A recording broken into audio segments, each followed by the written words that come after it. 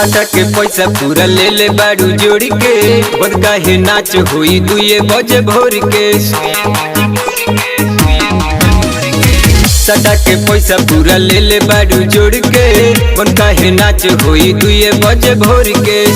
धीरे दाब ले लू सब तू न मारिया रतही से नाचत नाचत होई गइले भोर हो दर्द करे लागल कमरिया हे काम नइखे करत अब शरीरिया।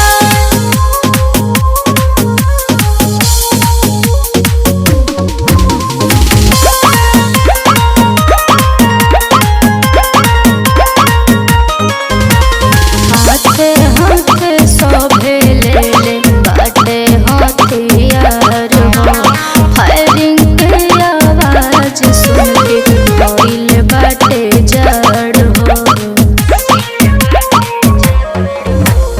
सारा जिला के जुटल बारे हमारा गहबाज हो निकली ना डरे केहू के मुँह से आवाज हो तनी कोस के हिलावत कमरिया रतही से नाचत नाचत होई गइले भोर हो दर्द करे लागल कमरिया हे काम नइखे करत अब शरीरिया।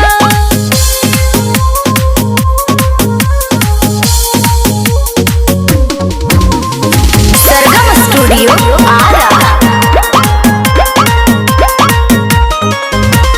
कोरेलो रंगदारी तुम बोलाई के बरत में जनती तो सटनारी लिखती देहत में।